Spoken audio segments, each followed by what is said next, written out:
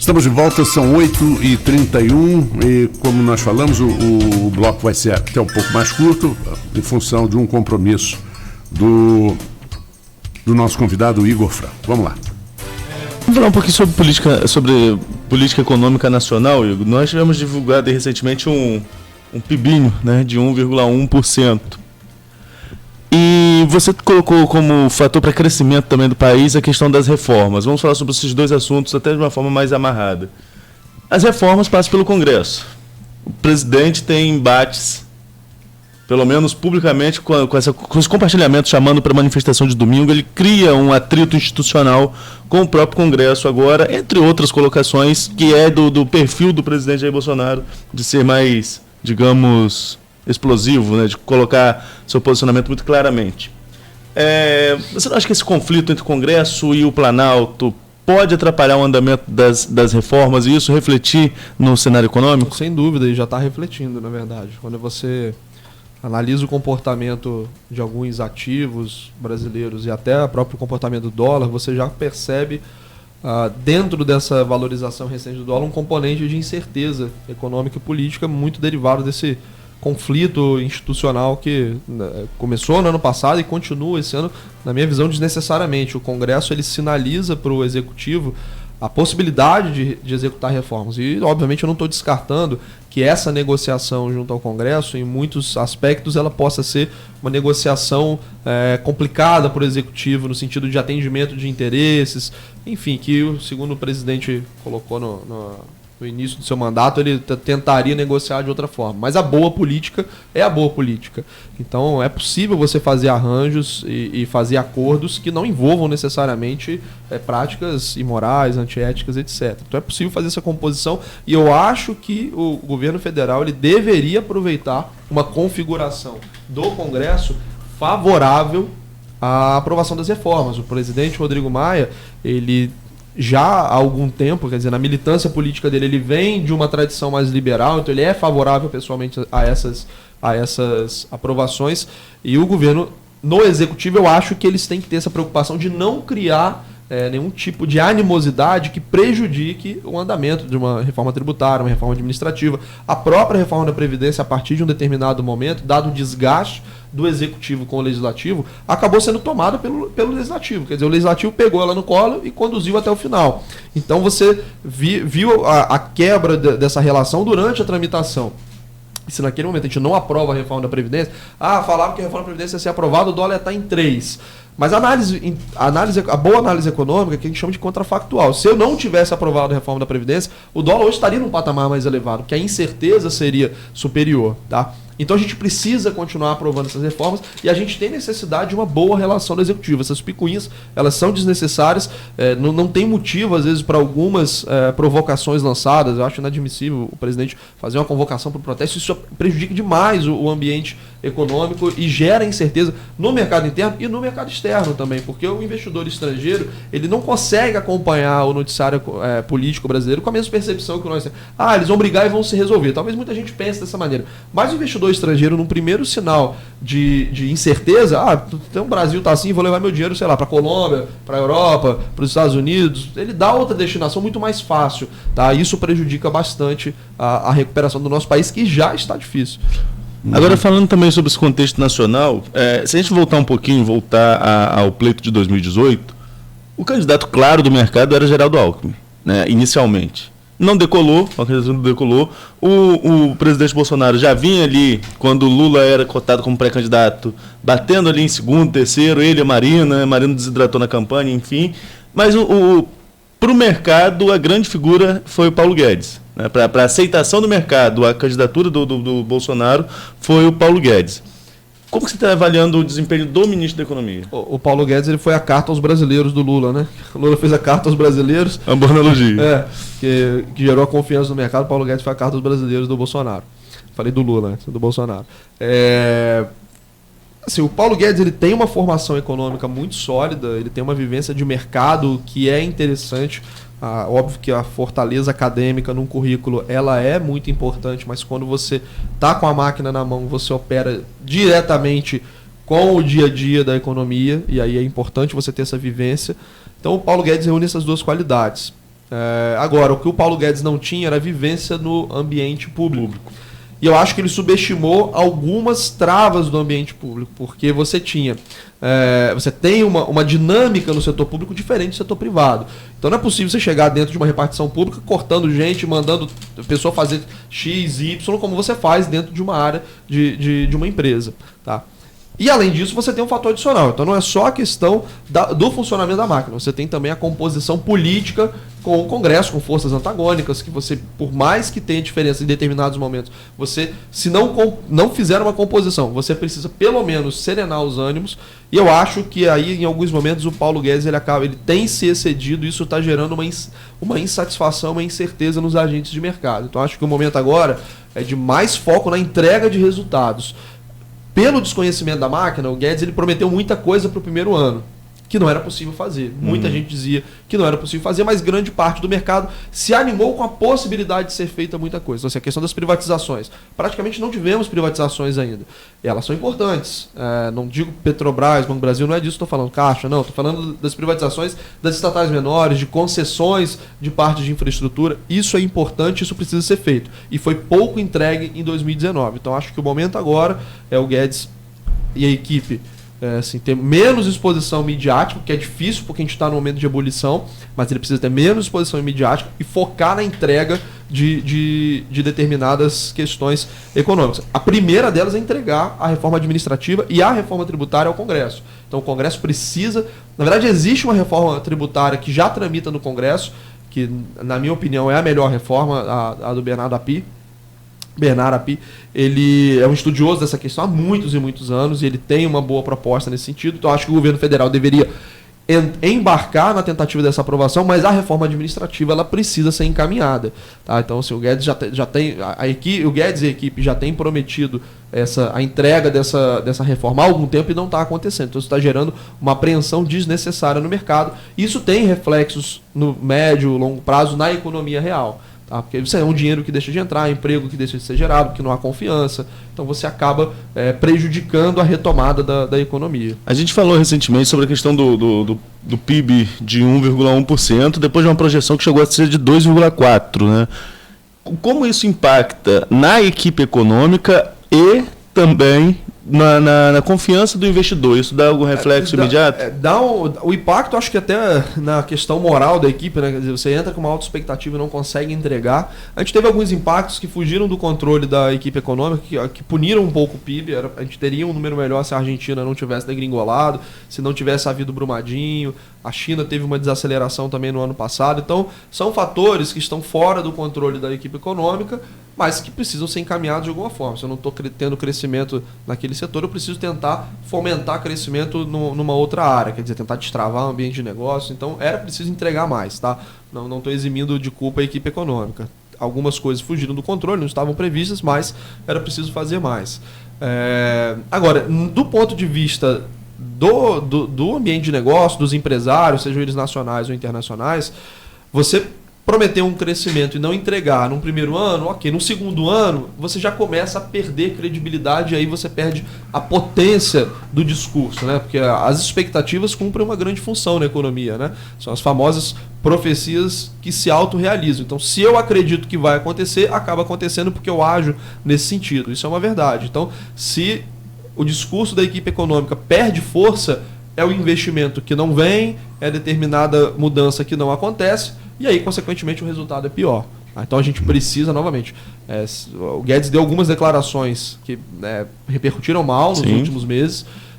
A gente precisa serenar um pouco os ânimos, restringir um pouco, acho, essa exposição e focar na entrega. Acho que ele tinha que engatar, que eu falo enquanto chefe da equipe econômica, tinha que engatar uma série de medidas agora para tentar retomar o ânimo que a gente tinha no início do ano passado. Entre essas falas que você cita, tem aquela da Disney, né? Que empregado doméstico estava indo para Disney. Tem algumas... inadequado, infeliz. Tem outras colocações inadequadas do ministro recente, até uma postura diferente do que a gente via dele antes de estar no serviço público. Mas exatamente essa questão das empregadas da Disney, quando ele falava da alta do dólar. Nós temos um tripé macroeconômico, né? E um dos pontos desse tripé é o câmbio flutuante. o fato de o Estado não estar conseguindo jogar, o Estado, de forma geral, não está conseguindo controlar ali o dólar mais baixo e fazer piada com isso, com essa questão da viagem para Disney, isso reflete muito mal para a equipe e isso reflete também no preço do dólar, isso pode acabar alterando ali o câmbio? O dólar, assim, quando a gente fala de dólar, o mercado de dólar ele tem muitos contratos futuros, né? E às vezes você é um analista de uma empresa exportadora que tem fluxos na casa de centenas de milhões de dólares e aí você precisa fechar contratos futuros, ou se você é importador, você precisa fechar contratos em mercado futuro. E o mercado futuro ele embute uma incerteza.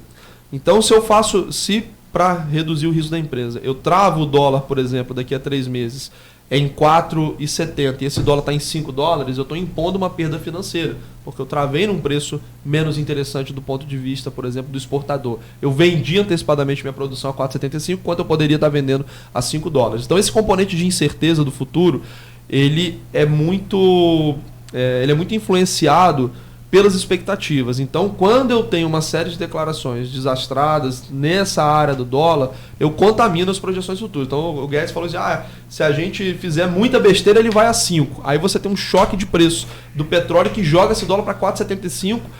Vamos supor que isso continue, o dólar passa para 4,95. Aí o mercado, então tá fazendo besteira? Porque você falou que se fizer besteira vai a 5, se der muita besteira vai a 5. Às vezes ele não fez, não precisou fazer nada e o preço já foi a 5. Então tem que evitar dar esse tipo de declaração, porque isso tira credibilidade. Tá? Parece que você não controla, você não entende os mecanismos de mercado. E obviamente o Guedes entende, como eu falei, ele tem uma vivência de mercado grande e tem uma vivência acadêmica também muito grande. Então isso contamina sim. O Samuel Pessoa, que é um dos pesquisadores de economia mais respeitados do país, ele tem um trabalho recente dizendo que parte dessa alta recente do dólar é explicada pela incerteza causada por esse tipo de discurso. Então a moeda brasileira hoje ela sofre mais do que outras moedas. Isso não é um convite a controle cambial, não é possível você controlar o câmbio, não é possível no longo prazo você controlar, não é adequado. Então o Banco Central ele tem que amortecer esses movimentos de altas, fortes e baixas, mas de forma geral o dólar já se aprecia em relação a todas as outras moedas. A gente acaba sofrendo mais por conta desse componente, dessa incerteza. Só para a gente já indo para o final. Só confirmar o horário que ele precisa. Já está estourado, na verdade. Né? Igor, a gente falou lá no início sobre a questão da alta do preço da energia, só para a gente ouvir aqui uma opinião de um economista também. Como explicar para o nosso ouvinte, para quem não entende de economia, como a gente sempre coloca aqui, a concessão de alta, de reajuste de serviço, ser maior do que o reajuste do salário, por exemplo, em alguns casos? A gente teve uma intervenção desastrada no setor de energia elétrica em 2012, uma medida provisória do governo Dilma, fez uma modificação no setor, no momento que os custos subiam, ela travou preços, a famosa política de modicidade tarifária. O governo buscava, não só na energia, numa série de outras concessões, a menor tarifa possível, tá? Então isso estrangulou, foi uma das medidas mais desastradas, dentre várias do governo anterior, isso estrangulou o setor elétrico. Tá?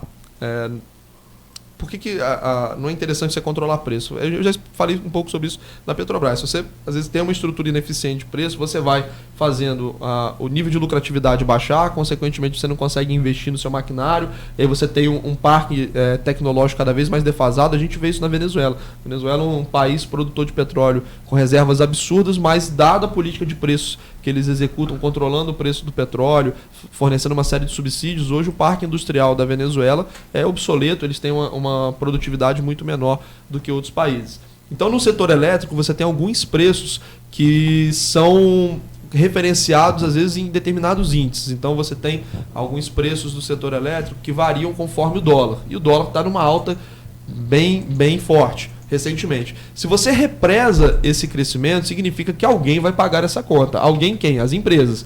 Então eu vou estar gerando um prejuízo ou reduzindo a margem de lucro. Consequentemente, eu torno esse setor mais ineficiente, menos atrativo, ele tem menos investimentos e isso no longo prazo vai gerar um problema, porque, como eu falei, se eu tenho um parque tecnológico defasado, eu não tenho uma boa produtividade, vou cobrar mais caro futuramente, ou a empresa eventualmente até quebra. Então, especificamente na área da energia elétrica, esse reajuste foi permitido porque alguns preços são referenciados em dólar, então houve um aumento de custo das empresas pelo dólar, e aí elas são habilitadas a fazer esse reajuste para compensar esse aumento de custos. Tá? Por ser um mercado também monopolista regionalmente, né? Então você não tem duas empresas fornecendo luz para a mesma cidade, por exemplo. Esses reajustes eles são controlados pelas agências reguladoras, pela agência reguladora que é a ANEEL. E pelo ponto de vista da ANEEL, você tem que aliar o interesse do usuário, mas também a eficiência econômica do setor. Então, de fato, em alguns momentos você tem que ter um repasse de custos para que esse setor ele seja, no longo prazo, possível de ser mantido de forma eficiente, com a tecnologia adequada. E aí a gente fica nessa, poxa, o salário mínimo subiu pelo IPCA, mais crescimento do PIB, que foi quase nada, e enquanto isso a luz em uma tacada só sobe 6%. Mas se eu não me engano, não vai afetar a gente, eu acho que é só a Light. É só a Light, a nossa é 2.7. Mas isso acontece, né? Porque são indicadores diferentes, são reajustes, porque o mercado às vezes opera com preços diferentes. Né? Aqui não faz sentido reajustar o salário mínimo pelo dólar, porque você não tem o seu custo em dólar. Mas as empresas têm, algumas empresas têm, e aí você tem que ter um fator de reajuste diferente. Igor, eu queria agradecer, pedir desculpa de ter estourado um pouquinho o tempo, mas o papo vai fluindo. Eu que agradeço mais uma vez a oportunidade de falar. O tema de economia é um tema às vezes muito árido. Muita gente tem que ter educação econômica, financeira nas escolas, seria ótimo. Primeiro de tudo, a gente tem que ter uma boa matemática, um bom português, para depois sonhar com isso. Mas é um tema que desperta muita curiosidade, porque a gente não tem essa vivência de conceitos, às vezes, básicos durante a nossa formação, e aí gera muita insegurança, gera muita apreensão, algumas compreensões equivocadas, então estou sempre à disposição. Mas é muito importante o que você faz, principalmente quando você vem aqui, você transforma em coisas compreensíveis aquilo que aparentemente se torna um mistério para todos nós, e isso fica bem mais claro, é bem mais fácil de entender. Por isso as portas estão abertas, você sabe disso. Obrigado. A hora que, um abraço para todos que precisar. Ouvintes. Obrigado. Bom, eu agradeço também, Arnaldo. Amanhã nosso entrevistado é o ex-prefeito de São Francisco do Tabapuana, Pedrinho Schereni, pré-candidato à reeleição, depois de uma decisão judicial que coloca ele de volta no jogo, né? Então é uma entrevista que a gente já vem falando muito sobre o cenário de São Francisco, já não é de hoje que a gente fala do cenário de São Francisco, né? E estamos chegando aí ao final dos pré-candidatos. E agora vamos ouvir o Pedrinho Schereni. Tem também o papinho que está agendado com a Luísa para as próximas semanas, salvo engano, para a próxima. E teremos também, estamos tentando, até de público aqui, trazer a prefeita Francimara, que é pré-candidata natural à reeleição. Mas amanhã é o ex-prefeito Pedrinho Schereni. Então tá ótimo. Só lembrando mais uma vez a questão da greve dos médicos, nós temos previsto uma coletiva hoje, não sei como que ficou a questão de horário, o Dr. Zé Roberto Crespo, presidente do Sindicato dos Médicos, vai dar está com uma coletiva planejada, mas como já informei aqui nos dias anteriores, por questão de agenda dele, a questão do nosso horário aqui das 7 da manhã, ele não pôde vir aqui antes para falar sobre a situação da greve, mas é esperado aqui na sexta-feira para mais uma entrevista. O doutor Zé Roberto sempre foi muito solícito com a gente com relação a essa Exato. E eu quero lembrar também ao nosso ouvinte, principalmente o pessoal que acompanha diariamente o Folha no Ar, que os nossos podcasts estão à disposição em todas as plataformas de podcast. Basta você visitar o site da rádio www.folhafm98.com.br. Lá você tem os caminhos, inclusive para assistir aqui, né, a nossa elegância, não é isso, Arnaldo? Nossa elegância, olha, a postura. Nos últimos dias a postura não tem sido das melhores, não. O cansaço deixando a gente cair sobre a bancada. E pode nos assistir também na Plena, né? A Plena reprisa o programa à tarde. Claro, exatamente. E tem uma coisa, detalhe, outro dia li no jornal assim, não passar roupa contribui para diminuir o problema do aquecimento global. Então já estamos contribuindo, porque passar roupa, minhas roupas já não vê um ferro elétrico há muito tempo. O meu guarda-roupa tem sido a mala do meu carro, acho que explica muita coisa. Pois então. Eu compro os cabides porque elas ficam sempre esticadinhas.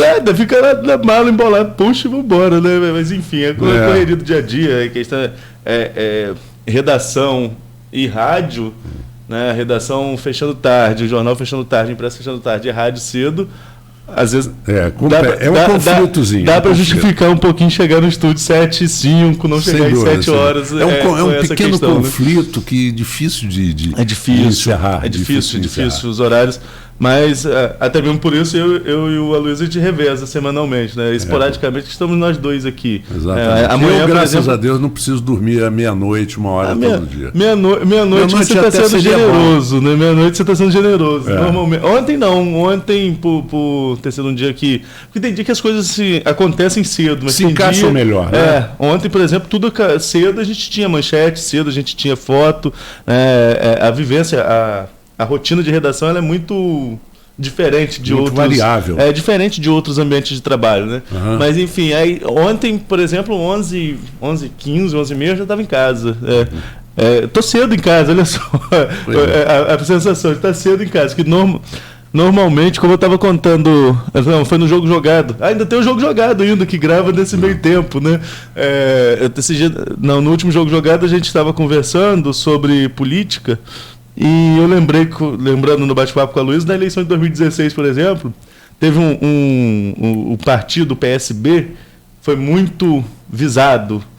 Ora estava no grupo de Caio, ora no grupo de Garotinho. Então, às vezes, a gente saía do jornal 3 horas da manhã, eu falei que o partido dormia com um, acordava com o outro. A gente saía do jornal 3 horas da manhã, fechava a edição com quem que o partido estava, 8 horas da manhã já tinha mudança, já o partido já estava com outro. Então a gente saiu do jornal às 3, a gente tinha que estar acordado às 8 para modificar no online que teve mudança partidária. Então tem algumas coisas assim que são só da nossa profissão. Surpreendente. Gente, olha, Arnaldo, um bom dia de trabalho para você, a todos os ouvintes do Folha no Ar, muito obrigado pela audiência e continuamos com o melhor da música na Manhã Folha aqui.